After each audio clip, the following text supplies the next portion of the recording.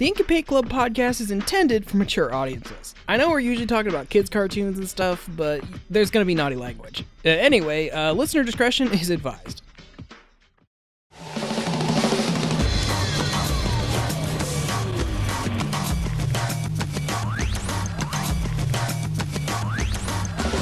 You're listening to the Ink and Paint Club podcast, your weekly home for animation reviews and discussions.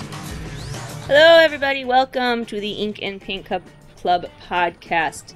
Today I am hosting, I am Melanie, well, by the time you hear this, I will be his JD's wife! Woo! And here with me is my maid of honor, Sage. Hello.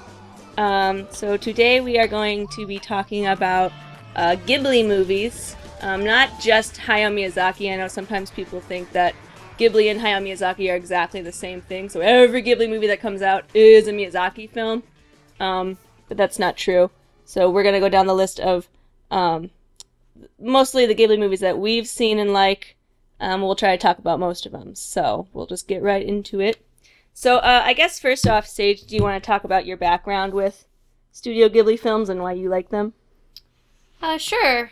Well, first of all, I lived in Japan for a year, and I lived in a city called Hiroshima, but I did make it up to Tokyo to the Ghibli Museum while I was there, and that was a really interesting experience. They have original sketches of all of the films. That's cool. Of course, they have the gift shops where you can buy soundtracks and the movies and whatnot, and they have showings of special shorts there as well. So it's definitely worth going to if you ever find yourself in Japan, and specifically the Tokyo area. And then also, there's also confusion about Ghibli as far as how to pronounce it. Oh yeah, tell us that. And so technically how it's spelled, Ghibli should be pronounced Ghibli because it's from an Italian word having something to do with aircrafts, if memory serves.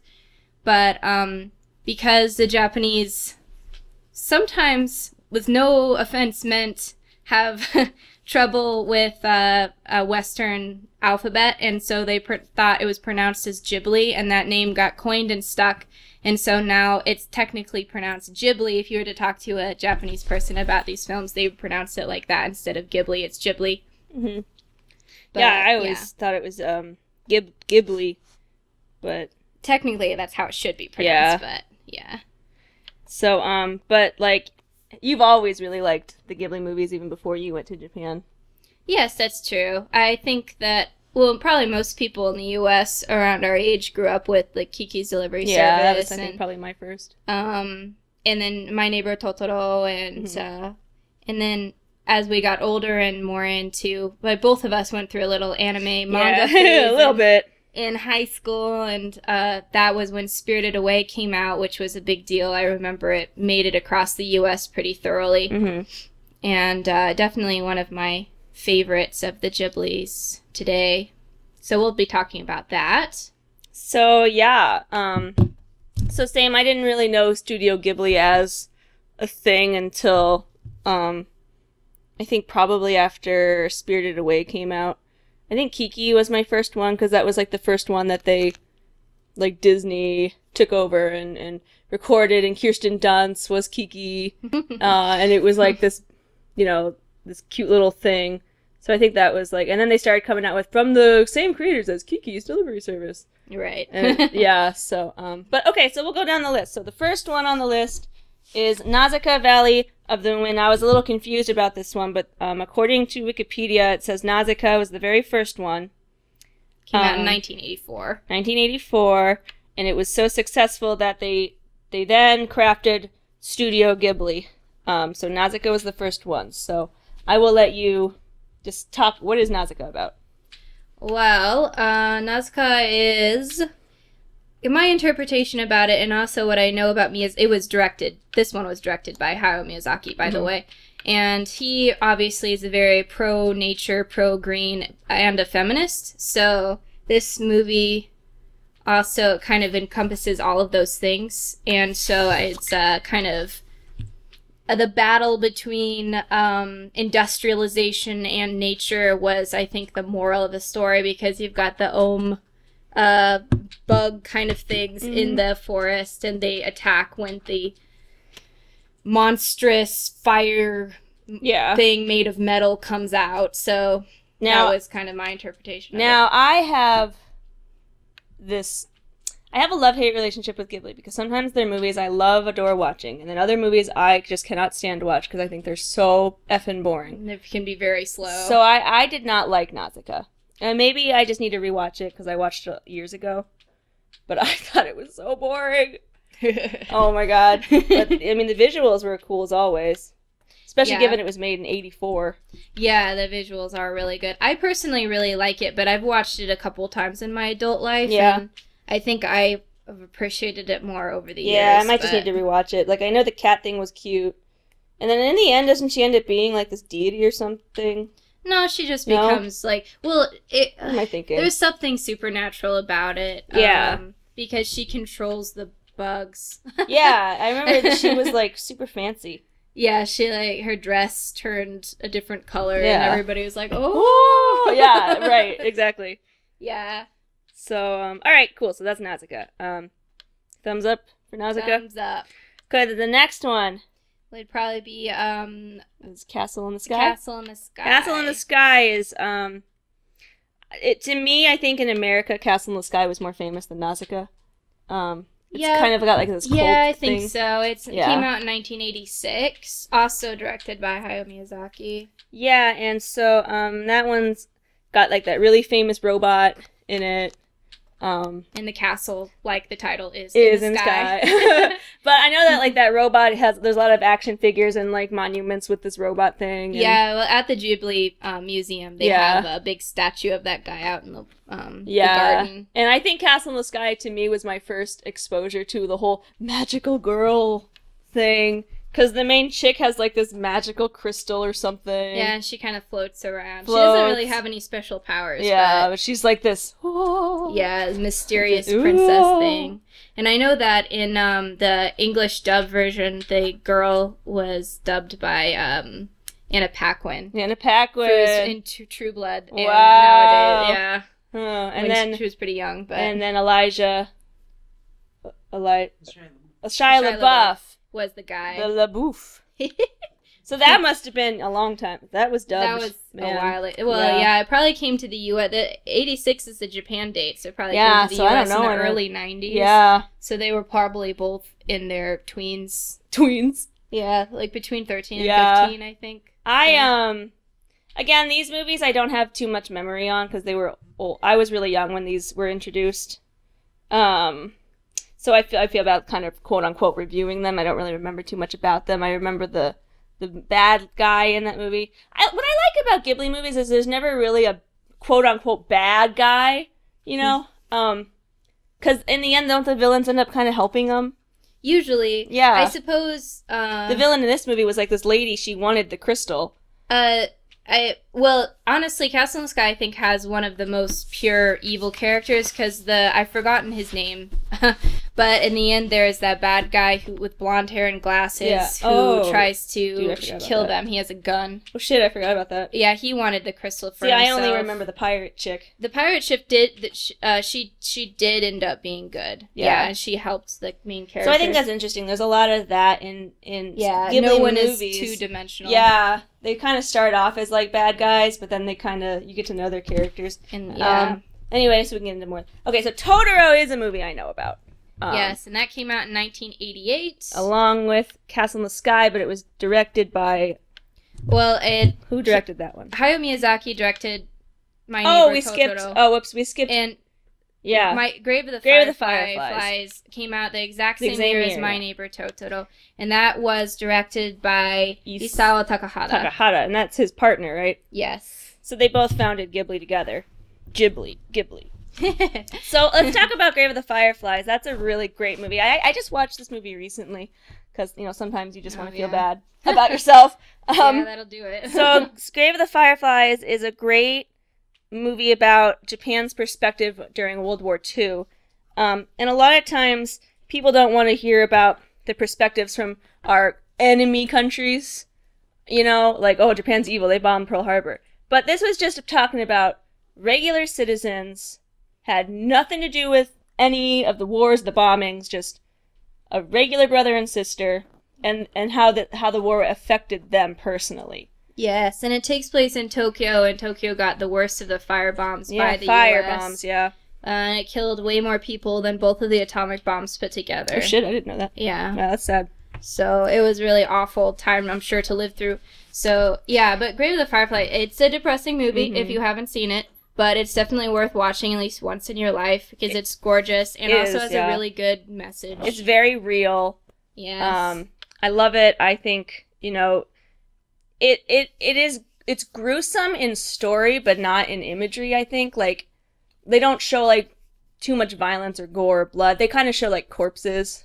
They showed some dead bodies and some really bad burnt victims, but there's not a lot of blood, no. So I think that's an interesting, stylized way of showing the war. Yeah. More through these children's eyes. It was kind of harsh and gritty, but not extremely violent. Yeah, so, like, the two kids, the brother and the sister in this movie, their dad is a pilot in the war, and I'm pretty sure he dies. Yeah, definitely. And then the mom is a victim of the bombings. Yeah, she and gets caught in the dies. firestorms. Yeah. And so this brother and this sister are basically all alone in the world, and they move in with their aunt or something, a distant relative. She's related somehow.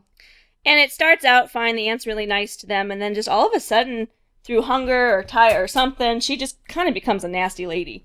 Yeah, and then the older brother kind of takes it upon himself to leave with his little sister because he feels I think she was frustrated because the brother wasn't doing anything. He wasn't going to school. Yeah. He wasn't taking it upon himself to get a job. Like, it showed the aunt's daughter, so, like, I guess their cousin, she was going to school and working. Yeah. And running working around. really hard. Yeah. So I think these two little kids are seen as lazy by the aunt. And, yeah, but so they end up piecing out of the home and trying to take care of each other, which ends up basically... Without any spoilers, it's not a happy ending. Yeah. But you should watch it. But definitely watch it, especially if you're up to date with all of the war and crime going on in the world today. Yeah. For World War II buffs, it would be interesting to watch. Yeah, so on a happier note, Totoro came out the same year, which I have to wonder if that was on purpose. Yeah, it did, and the same artist worked on both, I know, and gosh, that had to have been a really, really hard couple of years working on both movies at the same time. So who did? What do you mean? What artist? Well, the whole Ghibli studio, they worked on both movies at the same time. One movie was directed by Miyazaki, the other was directed by Takahata, but the same artists were working on both films. So Totoro has a very, big fandom. The character with the giant Tanuki bunny thing is a very popular character. He's the symbol of the Ghibli studio. He's adorable. So what year is this movie based? Is this also during World War II? It's none older. of these it came out post. Well, it takes place post World War II. So, my understanding of the family, the mom is really sick. They don't give any background, but you just kind of put two and two together if you're aware of the history of Japan. And basically, this family's trying to put themselves back together after the war. Basically, so they move into this new house out in the country because the mom's really sick. And the fresh air was to help her. Yeah, but really everything is through the older sister's perspective. Mm-hmm. So that's why it's kind of a narrow kind of scope of the world, but it's still kind of beautiful in a way. Yeah, so again, it's a movie that focuses on women, these two little girls, the youth, because the Ghibli films really love innocence and youth. And they move into this house, and then they just basically discover all these spirits. Yeah, and spirits are a really big deal in Japan, and that's basically what Totoro is. Yeah. Like, all of them, the old Shinto religion of Japan before Buddhism and Christianity came was, believed in a lot of different spirits, and there's a spirit for literally everything. There's thousands of spirits, and they all look weird and have interesting forms. And so probably if you watch any other kind of anime, I'm sure you've run into, this spirit sort of genre, which is always fun, I think, to work with. Yeah, a lot of anime has it's a very, very cultural thing. Very cultural, so that's what that is. But so, a lot of, like this movie, again, came out when I was really little, and I remember seeing it when I was really little. Yeah. And I was just like, this is, I didn't think spirits, I thought it was just like the boogeyman kind of thing. You just discovered this thing. But now that you're older, he wasn't just the big one's not the only one. There were like those little soot creatures. Yeah, there's a bunch of them. Yeah, all these little things. But it's cute. Yeah, it's just a really lighthearted. Very lighthearted. Not really a plot at all. Oh, the bus cat things from that. Like really, only serious thing is when the little sister gets lost, but she's just lost. Yeah, and then it's like no big deal. Because they find her. Yeah, and then they find her. It's fine. So there's not really a beginning or ending. It's just a thing that happens. Exactly. So okay. Next would be, I think, Kiki's Delivery Service. Woo. So Kiki is my personal favorite Ghibli. And that came out in '89, also a Miyazaki film. Yeah. So I remember when this movie was brought to the U.S., I mean, early 90s we got it. Yeah. It was already dubbed and everything when they brought it over. But I remember watching an interesting documentary on this movie about how Miyazaki would go out in public places and just, like, watch skirts. Like, what a creep! And he would just, like, draw the, like, skirt flowings and stuff because he wanted all this, like, flowiness. He captured it. Yeah, her skirt really did look good. Lots of undies. Little girl undies. But I think, again, it kind of goes with that youthful thing. So she's kind of in that weird stage between being a kid and being a teenager. So she's not quite sure how, she's dealing with a lot of stuff, witch puberty. So it's really cute because it's about a little witch. And, when you watch it, they don't really build up the world or culture like, oh, are there witches everywhere? You just go with it. Go with it, accept that, okay, there's witches in this world, I guess. So it starts with this little girl. She's maybe, 12 or 13? She's 13. And she's basically going study abroad, if you will. Which study abroad? Which study abroad to train. Seems a little young, but whatever. It's probably for the target audience. Yeah, honestly. probably. So she ends up going to this European-y town. Which I know is based off the Japanese town of Kobe. Oh, is it? Which was based off the European cities. Oh, yeah. That's confusing. So it's Japanese-European town.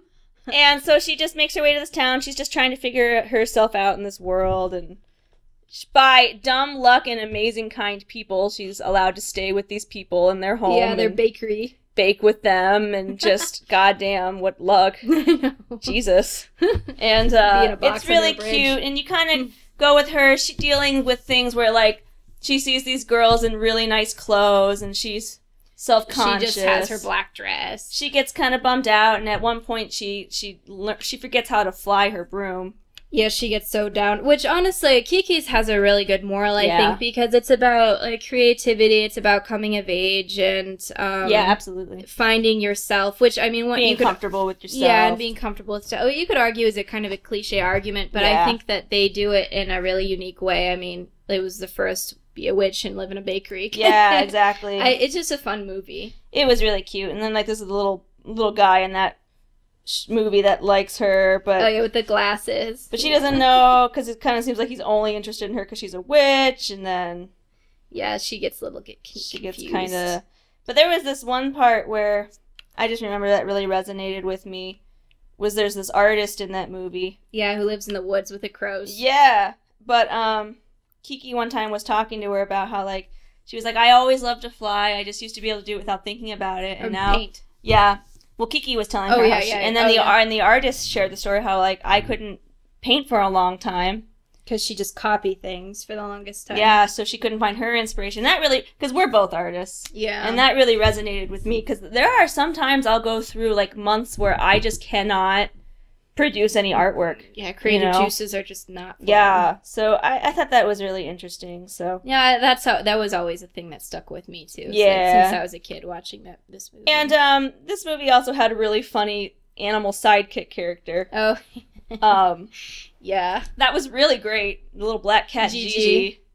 Yeah, Gigi's awesome. Yeah, that was so fun.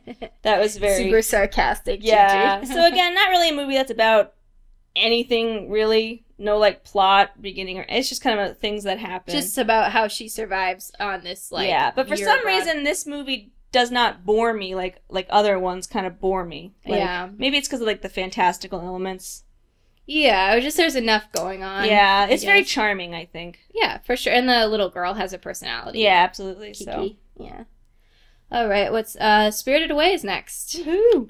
2001. So this was, like, the movie. Yeah. That really got Ghibli on the map. You did. Also a Miyazaki film. Yeah, this was in theaters. Yeah, Kiki's and Totoro came to the U.S., but I feel like this was this is Ghibli. It's not just Disney weirdness. There were commercials for it, Yeah. like, on TV, not just on, like, VHS tapes, and, Yeah. like, the Disney people advertised it. Yeah, it was really well advertised. It won the Oscar that year for Best Animated. Yeah, it did, even though it was a foreign film, Yeah. which is really crazy. Yeah. So, so this movie, we could just do a whole review just on itself. There's so much to this movie. Yeah, definitely. So we've got the element of the female character again, feminist, right? No, And but then she's an interesting character because she starts out just awful. she does, and she's supposed to be awful, right? She's so annoying, whiny. And then she leaves like a badass. Like... Yeah, she does leave a badass. Yeah, she So it starts out with this little girl, Chiharu. Chiharu. And then and they're moving. So she's really sad because they're moving from their hometown to a new place, and her parents like are just they suck, and which is I'm starting to learn is a reoccurring thing. But sucky parents. Like so a little doll thing. Her dad is like just disgusting, and so they they stop or something. They just I don't know why they just take a wrong turn. They're lost, and typical like cliche movie thing for men is they don't ask for directions, so he just keeps going through the woods, and then they get to a clearing, and then they're just like getting out of the car, like, oh, let's go. So even though we're moving and we need to get to our new house, so whatever. The big like metaphorical thing is they cross this river. Yeah, which I think is supposed to be like the crossing to the other realm. The spirit realm. Yeah, and again the spirit element, like in Totoro, is very much a thing. And I think I know when I first saw this movie, so much shit went over my head. I was like, what is happening? So very spiritual. I don't know how much of it is just kind of made up Miyazaki shit or how much of it is... A lot of it is, like, No Face is, for example, a Miyazaki creation. Okay. But you have so many liberties with the spirits because they can literally be anything that you want them to be. Mm-hmm. But the bathhouse is very symbolic. It's based off the bathhouses in Shikoku, which is an island of Japan. Very cool. And...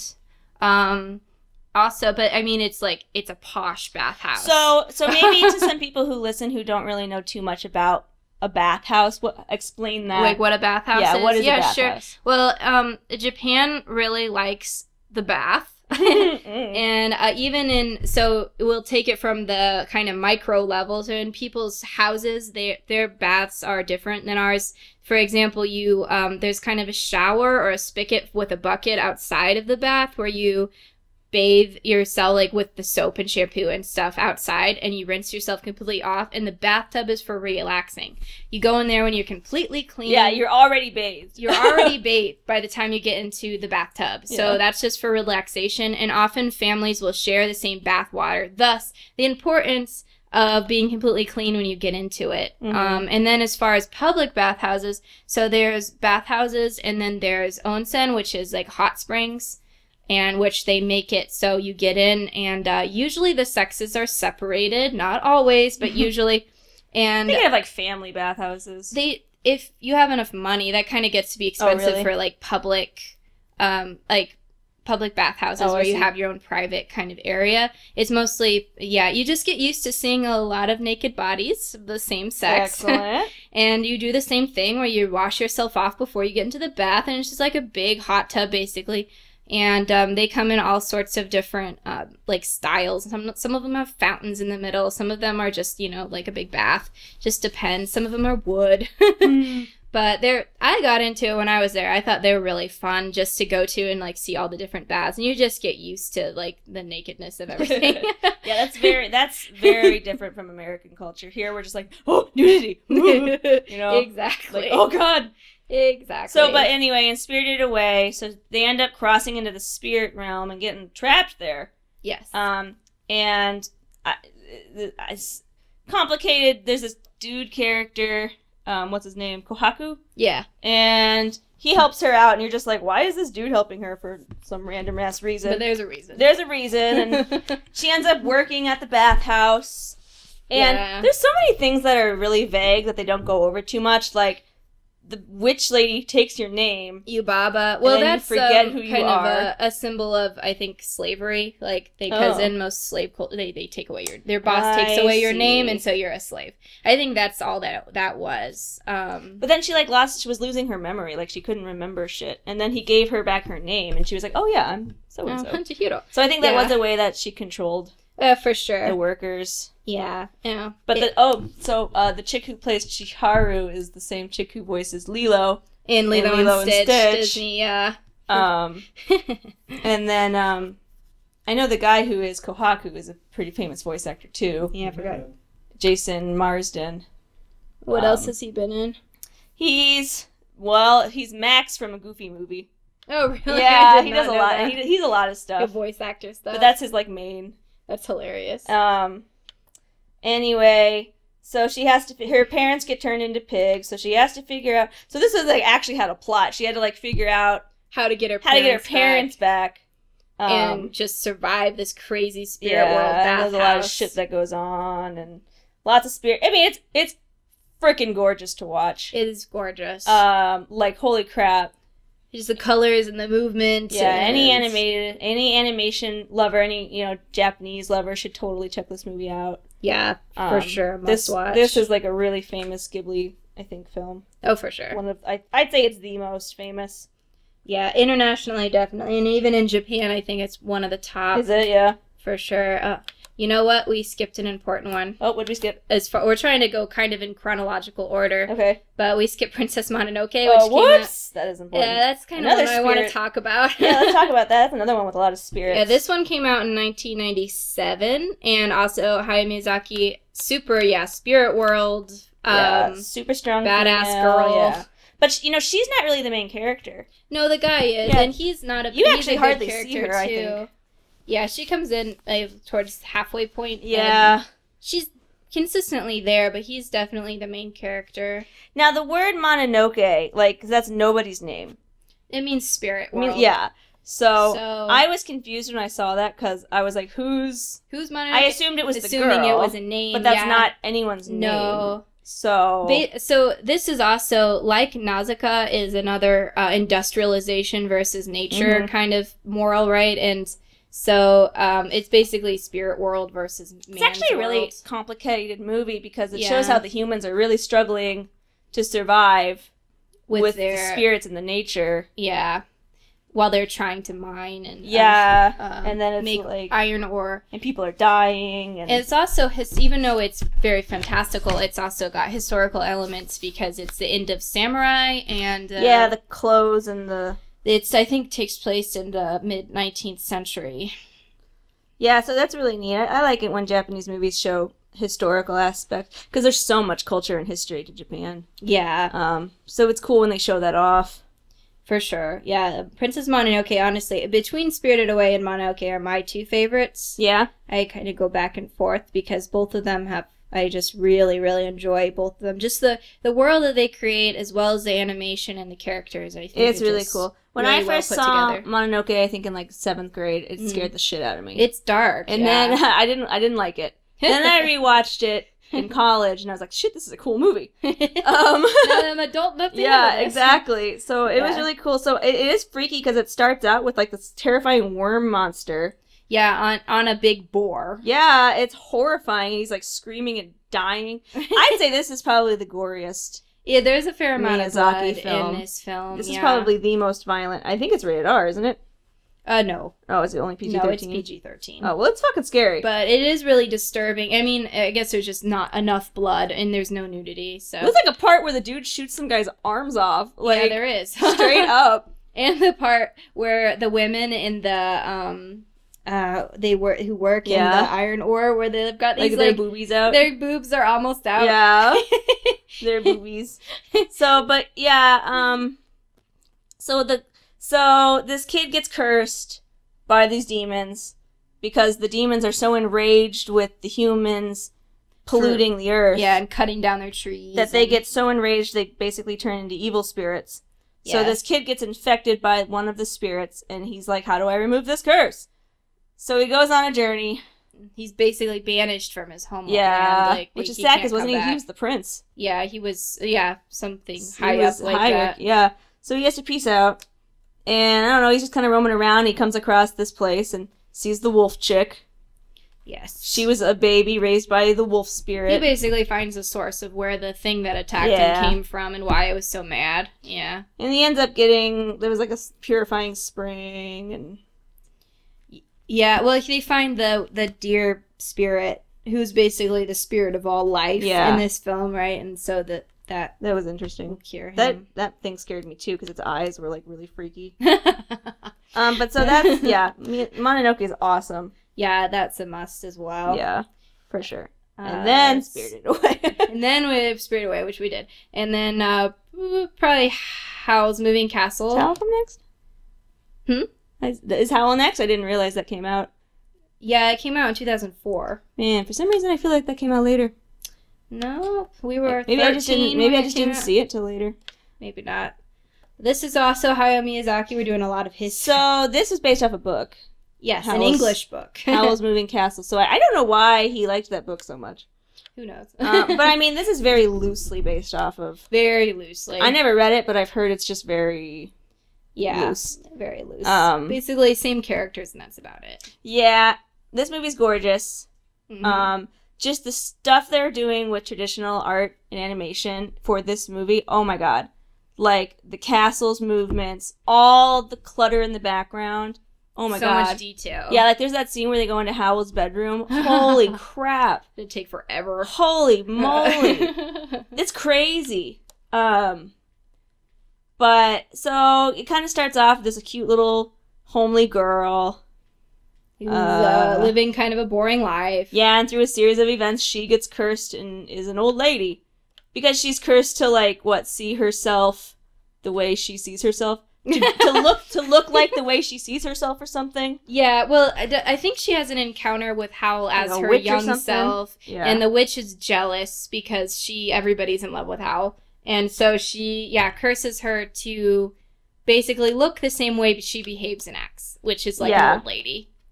And then I think it's up for interpretation of like why she grows young and then old and young and throughout the whole movie. I would say like the popular argument to why that is because she's starting to come into like her family's not very nice to her. no, but she's starting to come and into herself and accept Eventually, herself. yeah. So it's really sad because throughout the whole movie, she's just kind of this old lady, and she does not believe she's beautiful. She doesn't really have any self-worth. But as she kind of falls in love with Howl, I mean, and when I say fall in love, I mean like Ghibli love, so it's very kind of hard to read. But I think as she's kind of, and he gets hurt and injured, and she finds the courage to, save them. Yeah, she finds her confidence. Yeah, because she was a pretty meek person in the beginning. Yeah, and I think she ends up saving Howl because he's got shit going on. He's got baggage. Yeah, that's putting it mildly. Yeah, and in the end, I think so it's another movie where I'm sure there's more of a plot because there's a war going on or something. Yeah, there is a which war is going hardly on, which talked Howl about. is trying to he's involved. Yeah, and so is the witch. Somehow I don't even. But that's another interesting movie where the witch starts off as the bad guy, right? And then she ends up being good, kindly old grandma. And same thing in Spirited Away with Yubaba. Yubaba, she's kind of a bitch, but not really. She's just trying to own a business, yeah, with slavery, but still. Well, and she's a very proud lady, but yeah. So I love how Ghibli does that with their villains, so to speak. No, I like that too. There's no two-dimensional characters. Yeah, so Howl is, oh my god, gorgeous. I will watch that movie just for the artgasms. For his change god. in color of his hair. I think this movie, I think Howl is one of the most fantasy ones they have. A lot of their other ones are based... and it's also Western fantasy. Yeah. Too. Well, for the most part. Yeah, I think a lot of their other ones seem to be very based in Japanese cultural history. Yeah. And the fantastic parts are Japanese fantasy. Yeah, so it's not our traditional. So this one was very...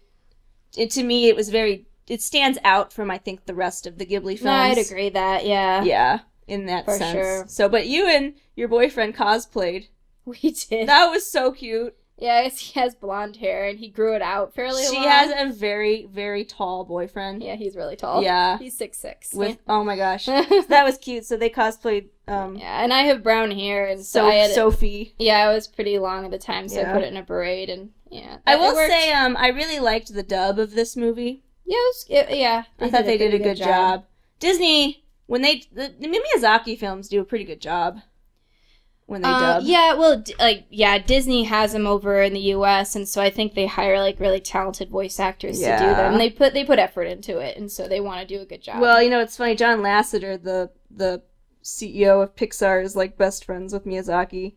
Oh my gosh. And by best friends, I mean as best friends as you can be with Miyazaki, because I think he's a weird man. difficult man. But they have good relations. Yeah. So it's funny because Pixar really likes to promote the Ghibli films. Ghibli, yeah.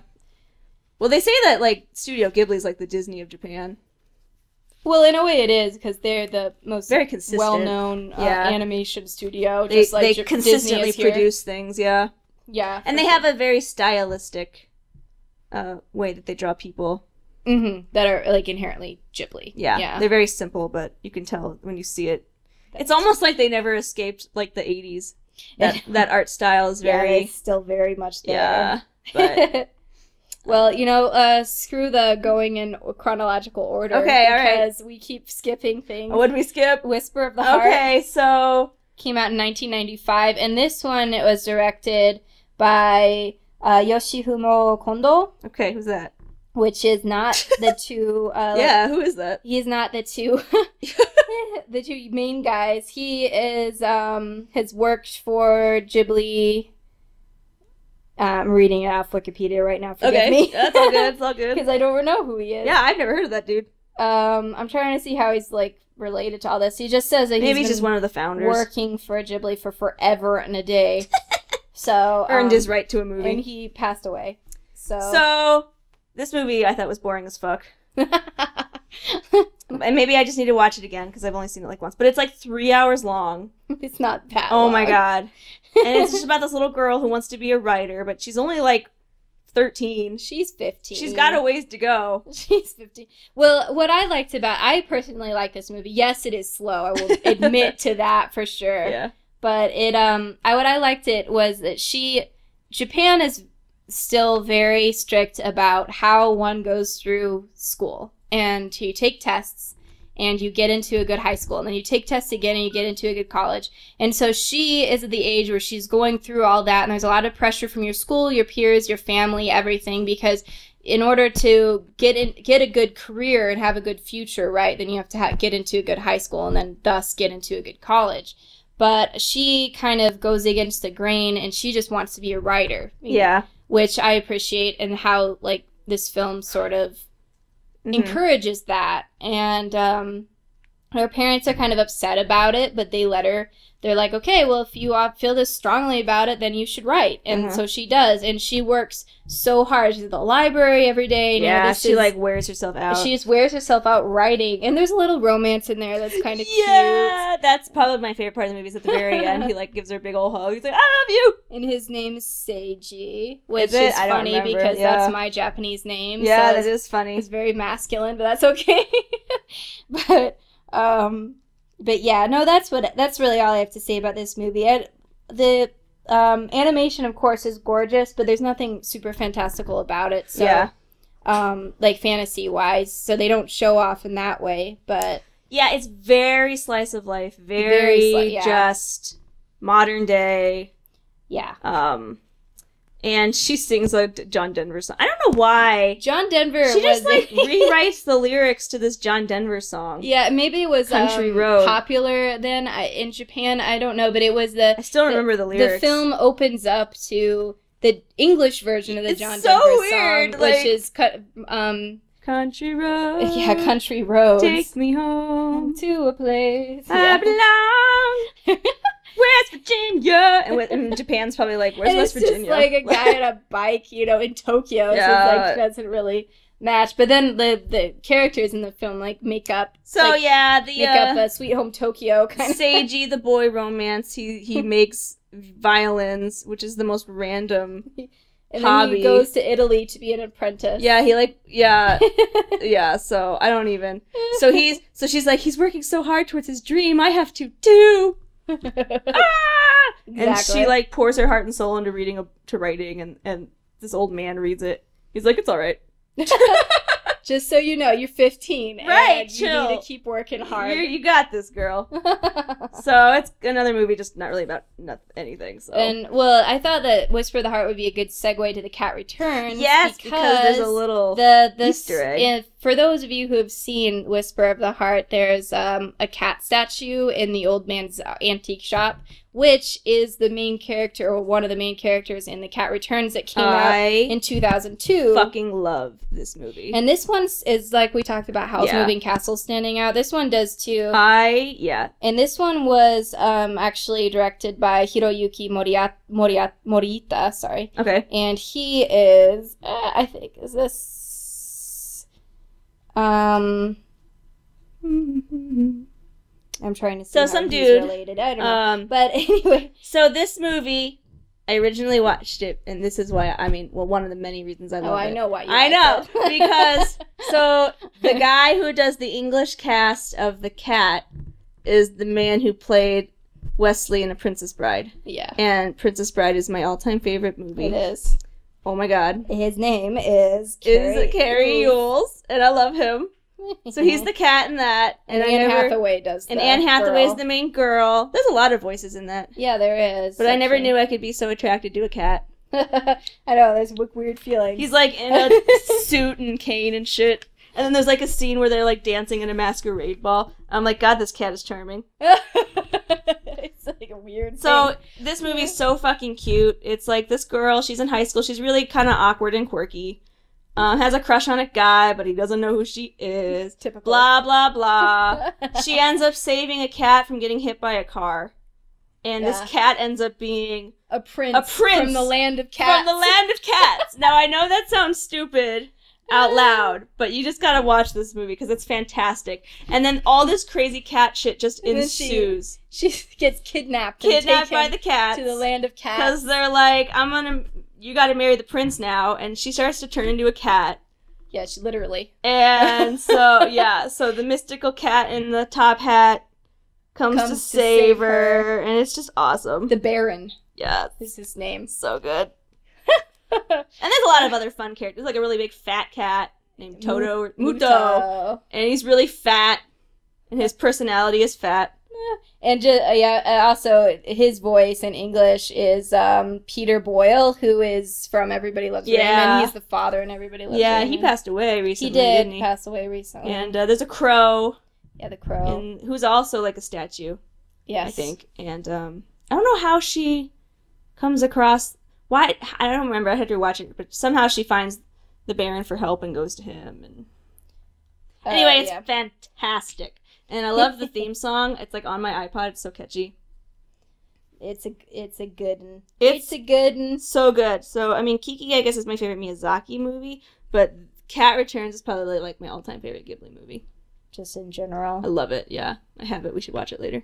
Okay, so anyway. And then there's Only Yesterday. We literally just watched It came out in 1991. I was always curious. Everyone said this was a great slice of life film, but I thought it was kind of boring.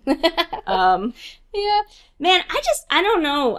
I just, maybe it's like this Miyazaki taste for things. I just think they have such a boring way of doing things. Well, this one was directed by Isao Takahata. I did really like the facial expressions. The facial expressions in this movie I'd say the facial expressions in this movie were the best in all the Ghibli movies. They really tried on the facial expressions in this movie. They were really funny.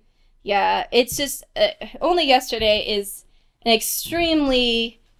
slow movie, and there are some really charming and fun parts, but overall there's not that much of a plot. So it's kind of like you're following this chick in a series of flashbacks from when she was in 5th grade, and I really enjoyed the flashback parts. They were really fun. I liked the flashback parts better than the present day. The present day I couldn't give a shit about. But in her 5th grade youth, it was really cute. I think Ghibli has a great way of portraying little girls and being a kid.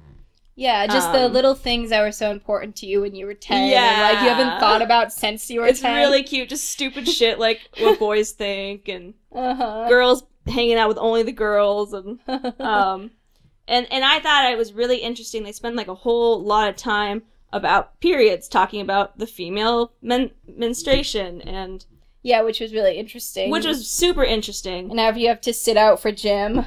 So, I mean, not just Japanese culture, but pretty much in any culture, no one wants to talk about the period. No. It's like this taboo subject, even though it's completely natural and a part of a woman's life. Yes. Every woman. Like, Yeah. hello, we wouldn't have babies Like, there's without it. something wrong with you if you don't ever Yeah, get like, your it's just period. gross. You don't want to talk about it. Ew, periods. So, I thought it was really interesting for a Japanese movie, because they're kind of conservative. Yeah. To talk about this issue with young women. And I mean, it was still kind of like a old schooly way. Like, you have to Yeah. sit out for gym and That stuff. was stupid, yeah. But it was like it's a good step forward to even like be talking about it in a film, I thought. So that was really cute. Just little things like that. I yeah. liked. But yeah, the rest of the movie I thought was kind of boring. Like, just meh. Yeah, she ends up like she really throughout the whole film she has this love for the countryside, which is fine. Totally fine. And she ends up working out there, and then they invite her Which to they don't stay. really explain ever. No, like, yeah, they don't She go just into kinda much hangs detail. out. They just kind of accept that. Yeah, she really likes It's like, all right, really likes that. so whatever. But yeah. Again, weird Ghibli romance. You're just kind of like, okay, I guess they're a couple now. Yep. Okay, Okay. alright. Yeah, there was a guy in the where she, So this movie, I think you could take it or leave it. yeah, probably. It depends how much how patient you are, I suppose. Yeah. So. And then speaking of long Oh my god. long movies, God this is damn. not Melanie's favorite movie. Dude. This is The Wind Rises. So we watched that together. and it came out in 2013. This was We skipped a couple. directed by Hayao Miyazaki. Yeah, I just gave up on going in Oh, chronological okay, order okay. because So- we kept skipping them anyway. Yeah.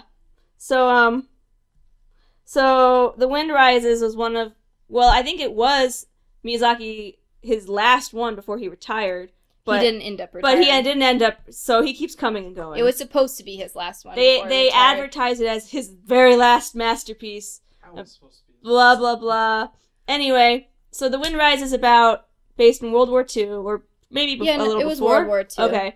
So this guy loves airplanes, and I think this ended up being like a distant relative of Miyazaki. Well, Miyazaki has a love affair with aircrafts, Which is why Ghibli- he named it Ghibli, Yeah. and why he has so many aircrafts in all of his films. So you've got Pocoroso and Castle in the Sky, lots of and Howl. yeah, and Howl's Moving Yeah, you're Back right. In. I never noticed. There's a lot of There's a lot of aircrafts flying, in all of his yeah. films, and so The Wind Rises, I think, is kind of like a tribute to that whole thing. So if I remember correctly, this movie was based on a distant relative of his. I think you're right. And yeah. it was a relative who would design fighter airplanes during World War II. And it was very interesting to kind of see aerial building. 'Cause I don't know shit about that. But, oh my god, yeah. I don't even. Animation is beautiful. Very Animation's gorgeous, slow. of course. And also the story is hard to follow. Yeah, there's really not a story.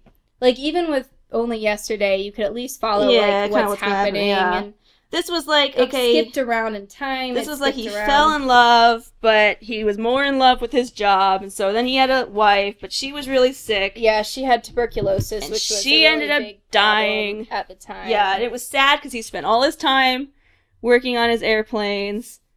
And I mean, it was like they loved each other. You could tell that. And then that they lost the war. Cared anyway. about each other. And so this movie, I guess, had a lot of controversy because people were pissed that he was depicting this guy who designed fighter airplanes for a war Yeah. as a hero. But Right. Miyazaki said that it wasn't so much that as this man loved airplanes, loved creating flight, was passionate about that, and not the war. He was passionate about airplanes. No, and it's true. Like, the war was Yeah. spoken about very Very, little throughout the film. And I saw a description of the real life guy and how he even predicted that Japan would lose the war. Yeah, because it was based on a real person. Yeah, it was based off a real person. But I think this person was just a little odd in his obsession because he was really obsessed. yeah, He didn't really have a natural, personal life, no. with friends and stuff, and No, he was kind of like awkward. And he wanted to be a pilot, but his eyesight was bad, so he couldn't be a pilot. So then he decided to build airplanes. So, Right. but he was pretty famous for building a lot of really, like, high-ending airplanes, like high-tech shit. Yeah. But so Miyazaki just wanted to pay a tribute to his relative in that sense. Yeah, which he did. Yeah. So, but I don't know, I guess there was a lot of controversy. But anyway, I thought it was boring as shit. We both watched it together, and like every 10 minutes we would look at each other like, oh my god. This is really long. Oh. Yeah, usually I'm okay with long movies, the slow movies, but this one was hard for me. Maybe because airplanes aren't my thing, but...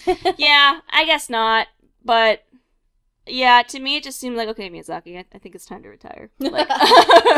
Like, now, like, I think this was a very personal movie for him. Oh, for sure. Like, and he has the status now, he can do that. Exactly. Like, I don't think this was a movie he made for credibility or anything. I think he wanted to do this for himself. Most likely.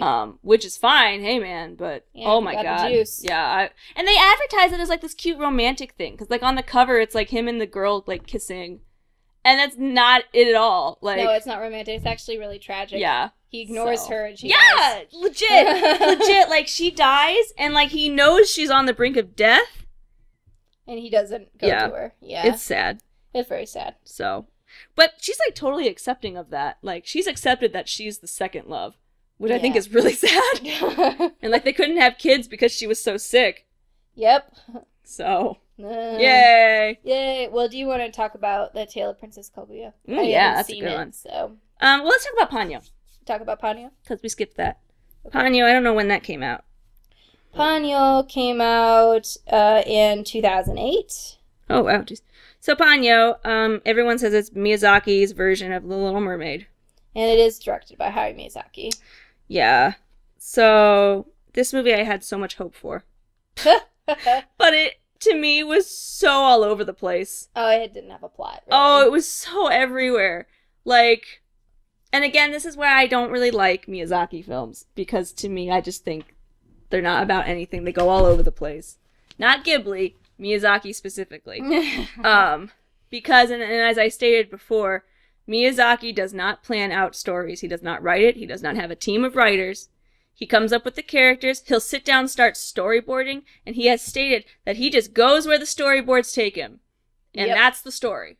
Yep. And I think that is... I mean, I think, yes, you can be a storyboard-driven thing, like many cartoons these days are. But keep in mind, cartoons are only 11 minutes long. Not a 2.5-hour feature film. Like...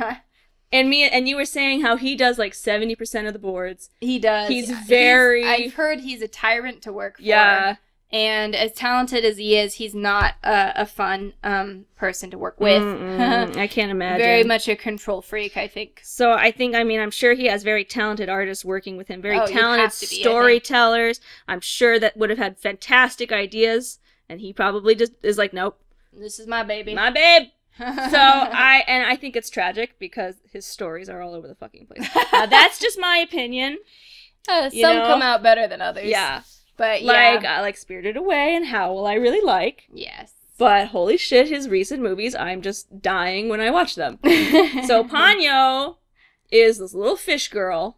Fish girl? Who, I mean, and you gotta figure this out on your own because there is like no... There's no help. There's no help. And she's got a father. Who's like a human. Yeah. And so she's got like a human dad, and her mom is literally the ocean. So like the dad like fucked the ocean. Literally. And so she has like a bajillion siblings because they're like goldfish. Right. And she just wants to explore the land. And she finds this little boy. And she somehow just is able to turn into a human from a fish. And she kind of goes back and forth because I guess she's got magic powers. Sure. Again. And she can walk on water. She could just she could do all these kinds of things. So it's in a coastal city. And yeah, she finds this dude that she's into. Well, they're like five. Yeah. So she's like, I love him! And it's like, she wants to become a human, which I guess is where the Little Mermaid thing comes in, from. Yeah. Because she's obsessed with the land, I guess. But I don't know. So she's like, I love whoever, I can't remember his name, but... the little boy? Yeah. Sosuke? Yeah. So, whatever. And so it's like, oh, if he doesn't love her back, then she's gonna die. That's pretty heavy for a 5-year-old. So, the mom of the boy ends up adopting her. Yeah. But are they being raised as siblings? Is it just sibling love?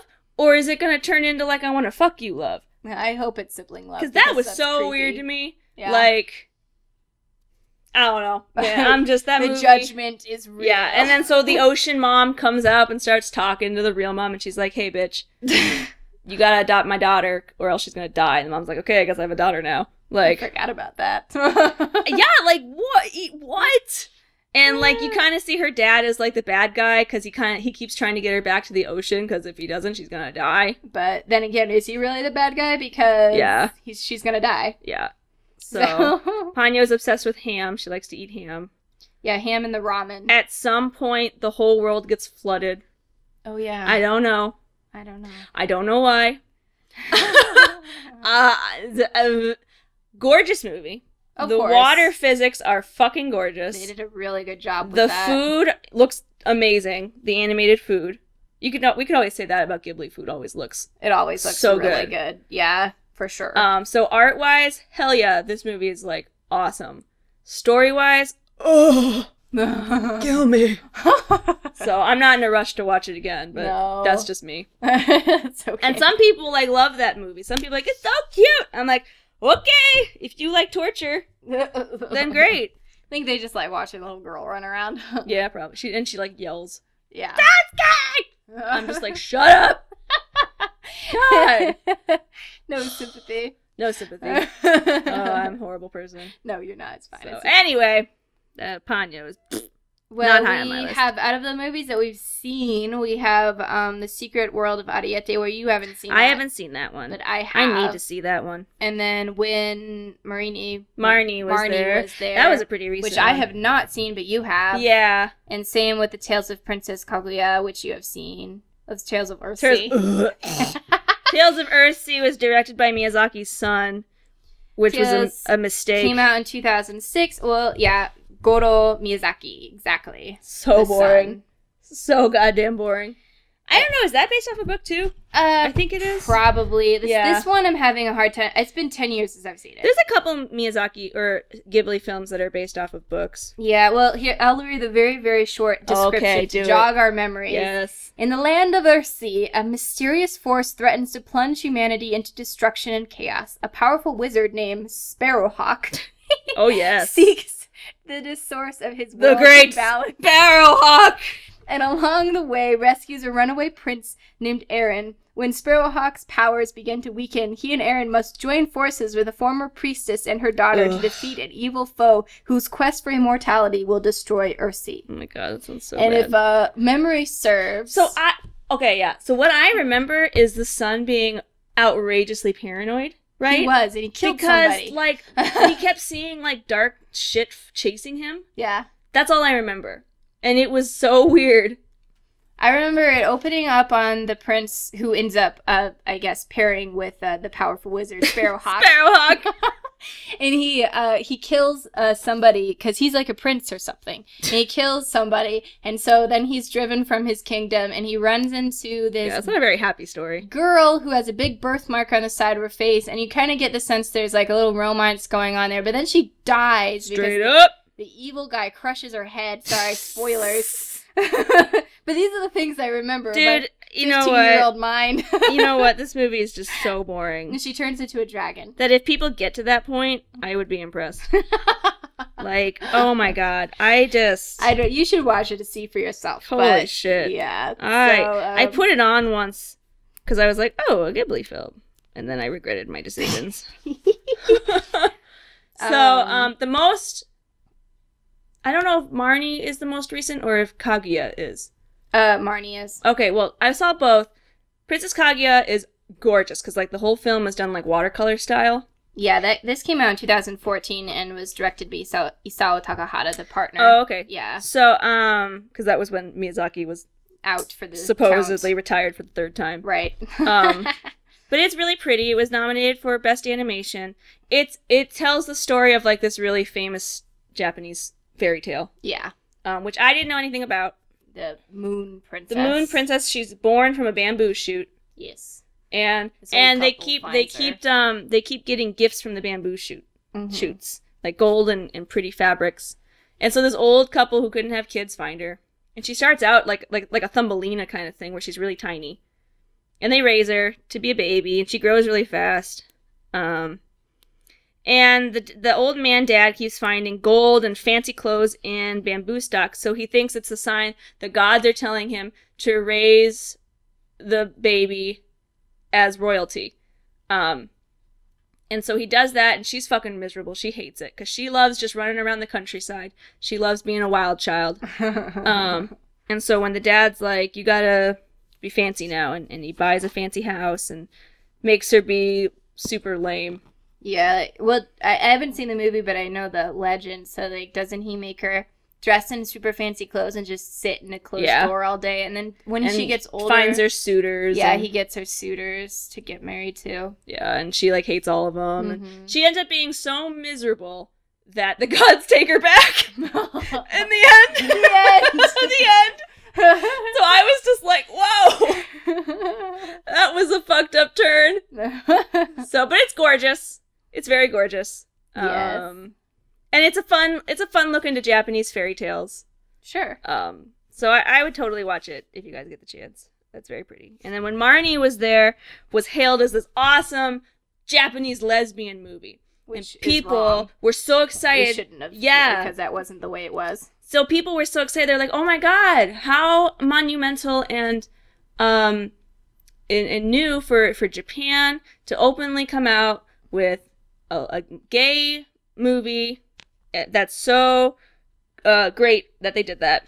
And so you watch this movie thinking that's kind of what it is, because it's about this girl who is troubled, and she goes out to like this country home and meets this girl named Marnie who has beautiful blonde hair, but it's like a weird ghost thing where she's like a spirit or some shit, but you don't know she's a spirit until the end. But you kind of think she's a spirit because there's some weird shit going on. But you could physically talk to her and touch her. It was like, I don't know, it was like by the moon she was there. And blah, blah, blah. Anyway, it had a weird twist, and it wasn't lesbians at all. Well, no, I think somebody, I haven't seen the film, but I think somebody took that, they didn't really know the plot, and they said, oh, two girls standing like really close to each other, maybe it's a lesbian thing, and this one has a short haircut, so that must be what it is. Right. And then they spread the word, and it was spread like wildfire. When you watch the trailer for it, though, it does seem very like lesbian-ish.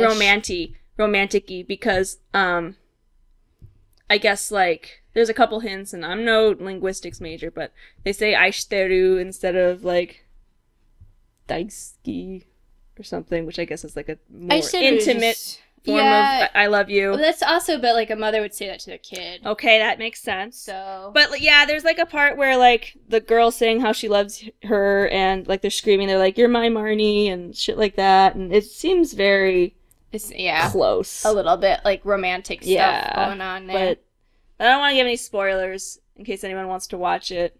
Yeah, because I haven't seen it yet, so yeah, it ends up not being what you think it's gonna be. I was pretty like, oh.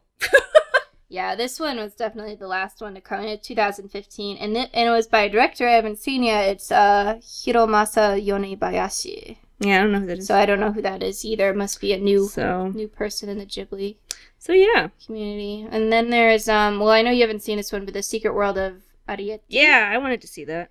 And that one is based off an English story, which actually, funny enough, I read as a kid. Oh, really? And then when the movie came out, I was like, wait a minute, this is kind of familiar. Now, granted, it's very loosely based, and the original book is not called Tales of Arrietty. It's called, I don't remember. But is the girl's name Arrietty? I don't remember. Oh. But I remember, well, in the book, they all had like little tails and stuff. They were kind of like mice people. Oh, yeah. So Ghibli took a lot of... Do they have tails in that one? No. Oh, really? Ghibli took liberties, and it takes place in Japan in the Ghibli version. Oh, I see. But there's like a sick boy who moves out to the country for his health, and with like a grandparent or something, and they have like a little doll house that's very detailed and with electricity and stuff. Oh, jeez.